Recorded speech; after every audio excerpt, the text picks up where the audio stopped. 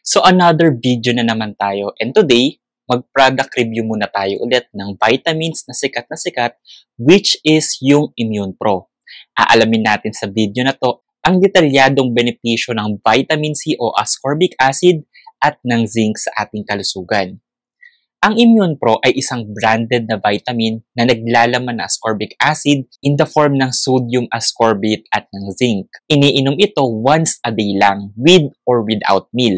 Any time of the day, okay lang din. Hindi rin required ang reseta sa pagbili nito dahil ang Immune Pro ay isang vitamin at over-the-counter na gamot. Para saan nga ba yung vitamins na to? Ito ay para mas lalong mapalakas ang ating immune system laban sa oxidative stress na nagdudulot ng iba't ibang uri ng sakit. Kung meron kang common colds o yung sipon, ubo at lagnat, maaari rin siyang makatulong para mas mapabilis ang iyong paggaling. Siyempre, nakakatulong din ito para mabawasan yung risk ng pagkakaroon ng sakit dulot ng germs, viruses, at ng bakterya. Kaya noong napakataas ng COVID dito sa atin, sa Pilipinas, talagang ito yung nire-recommend ng mga doktor para mas mapabilis yung paggaling nila. Kaya ang rate ko rito sa Immune Pro ay 10 out of 10. Guys, oo nga pala, tapusin nyo tong video na to kasi I am sure marami kayong matututunan dito. Huwag nyo rin kalimutan na mag-subscribe sa aking YouTube channel at i-click ang notification bell icon para maging updated kayo sa mga future video uploads ko. By the way, ako nga pala si Jasper. Hindi ako medical doctor, pero ako ay isang expert pagdating sa mga gamot dahil ako ay isang registered pharmacist. Ang Immune Pro ay isang dietary supplement na ginawa para palakasin ang ating immune system. Sa panahon ngayon, mahalaga ang may malakas na resistensya laban sa iba't ibang sakit. Ang pinaka-main ingredients ng Immune Pro ay ang zinc at ng vitamin C. Ang zinc ay kilala sa pagpapalakas ng ating immune system. Tumutulong din ito sa ating katawan na labanan ang virus at ang bakterya. Kaya't nakakatulong ito sa pag-iwas sa mga karaniwang sakit tulad ng sipon at ng trangkaso.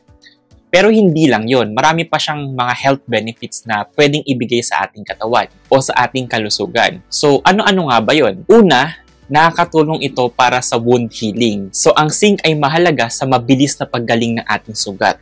Tumutulong ito sa pag-aayos ng mga nasirang cells at tissues. Pangalawa, para sa DNA synthesis.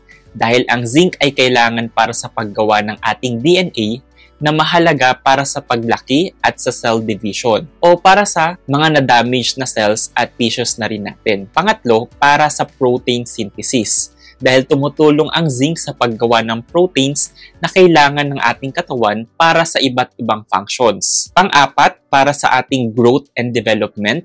Mahalaga ang zinc sa normal na paglaki at development, lalo na sa mga bata at teenagers. At panglima, para sa sense of taste and smell. Kasi di ba kapag may lagnat ka, usually nawawalan ka minsan ng panglasa, nag-iba panglasa mo at pangamoy. Ang kakulangan kasi ng zinc ay maaring magdulot ng pagbabago ng panlasa at ng ating pangamoy. So naturally, pwede tayong makakuha ng zinc sa iba't ibang pagkain tulad ng karne, shellfish, legumes, sa peanut meron din, sa gatas at whole grains. At siguraduhin kasama palagi ang zinc sa ating balanced diet. Pagdating naman sa vitamin C o ascorbic acid, ito ay tumutulong sa paglaban sa mga free radicals sa ating katawan. So aside from it, marami rin siyang mga health benefits sa ating kalusugan. So unang-una na dyan for antioxidant protection. Ang vitamin C ay may powerful na antioxidant na tumutulong proteksyonan ang mga cells mula sa damage na dulot ng free radicals. Pangalawa, for collagen production. So mahalaga ang vitamin C sa production ng collagen na kailangan para sa malusog na balat, buto at kasukasuan. Pangatlo, nakakatulong din ang vitamin C o ascorbic acid para sa wound healing. Dahil sa role nito sa collagen production, tumutulong din ang vitamin C sa mabilis na paggaling ng ating mga sugat. Pang-apat, magandang isabay ang vitamin C kapag tayo ay umiinom ng iron.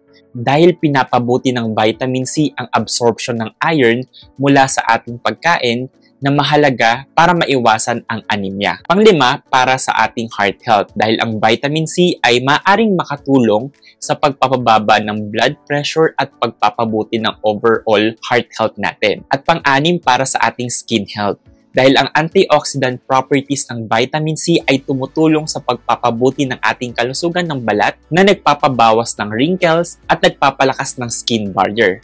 Kaya makita natin na ang vitamin C ay napakahalaga sa ating kalusugan. Pero paano nga ba tayo makakuha ng sapat na vitamin C araw-araw? Makakakuha tayo ng vitamin C mula sa iba't ibang prutas at gulay tulad ng dalandan, strawberries, kiwi, bell peppers, broccoli, Brussels sprouts, at spinach. Actually, marami pang iba kaya siguraduhin kasama rin ito sa ating balanced diet. At kung kailangan nyo naman ng dagdag na vitamin C o hindi kayo nakakain ng masustansyang pagkain sa pang-araw-araw, ay maaari kayong uminom ng vitamin C supplement na mabibili sa mga butika. Again, maganda nga na nakuha natin ang sapat na vitamins at minerals sa pamamagitan ng pagkain ng masustansyang pagkain tulad ng gulay, prutas, karne at iba pa. Pero, kung hindi ka naman nakakain ng masustansyang pagkain sa pang-araw-araw, ay andyan naman ang mga supplements tulad ng Immune Pro para mag-supply ng kakulangan sa ating nutrisyon na hindi mo nakakuha sa pagkain para mapanatiling malusog ang ating katawan. So ayun lamang po, kung nagustuhan ninyo ang video na to, huwag kalimutan na mag-like, mag-comment at mag-subscribe sa aking YouTube channel. I-share nyo rin itong video na to para makatulong din sa iba. Salamat sa panonood at alagaan natin ang ating kalusugan. Muli, as a registered pharmacist, ako ay nagpapaalala na ugaliin magtanong sa inyong doktor o pharmacist patungkol sa inyong mga gamot para maiwasan natin ang medication error o paglala ng inyong kondisyon. For more drug and health information, do not forget to subscribe to my YouTube channel. See you and have a great day po. Bye-bye!